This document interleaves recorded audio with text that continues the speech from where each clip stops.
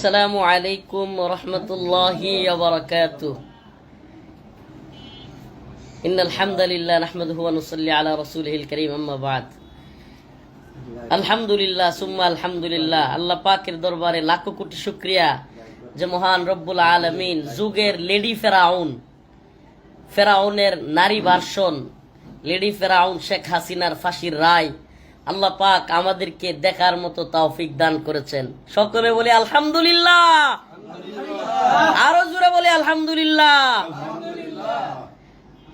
আল্লাহ পাকের কাছে লাখো কোটি শুকরিয়া যে আল্লাহ তাআলা আমাদেরকে এই ছোট্ট জীবনে এই দাম্ভিক খুনি হাসিনার পালিয়ে যাওয়ার দৃশ্য দেখিয়েছেন।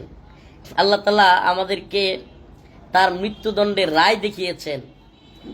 আলহামদুলিল্লাহ সুম্মা আলহামদুলিল্লাহ যে আল্লাহ তাআলা আমাদেরকে ইনশাআল্লাহ বিশ্বাস রাখি, আল্লাহর উপরে বিশ্বাস যে আল্লাহ পাক হাসিনার রায় কার্যকর করিয়েও দেখাবেন ইনশাআল্লাহ। আল্লাহ তাআলা হাসিনার রায় আমাদেরকে কার্যকর করেও দেখাবেন ইনশাআল্লাহ। আসলে আমি আজকে অসুস্থ একটু, না হইলে বড় পর্দায় হাজার হাজার মানুষকে আমি দেখাইতাম, মিছিল দিতাম। কিন্তু আপনাদেরকে যদি আমি দেখাই, আমি এখন হসপিটালের বেডে আছি। আমার এই যে পায়ের মধ্যে আপনার ব্যান্ডেজ করা, আমি একটু অসুস্থ, ব্যথা পেয়েছি। না হলে আজকে আমি এই আপনাদেরকে ইনশাআল্লাহ এলাকায় সবাইকে বুড়ি বোঝ কিংবা এই আনন্দ মিছিল এবং ফাঁসির রায় বড় পর্দায় দেখানোর ব্যবস্থা করতাম।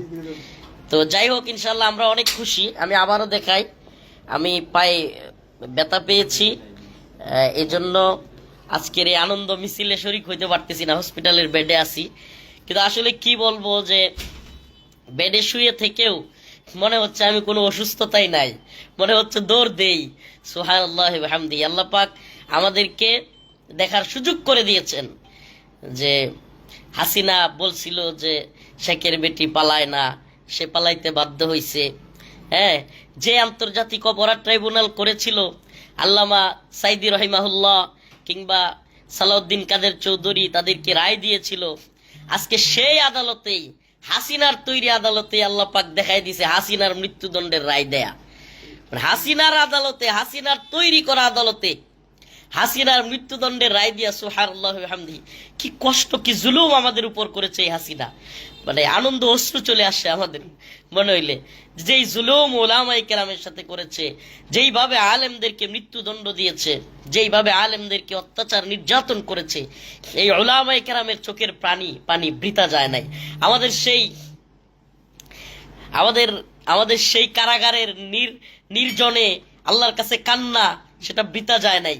আল্লাহ পাক আজকে দেখায় দিচ্ছেন যে আল্লাহ পাক চাইলে যে সব পারেন, পৃথিবীতে সকল ক্ষমতাধর ইনশাআল্লাহ একদিন আল্লাহ পাক বিচারের আওতায় তাদেরকে আনবেন এবং অবশ্যই এরা পাকড়াও হবে।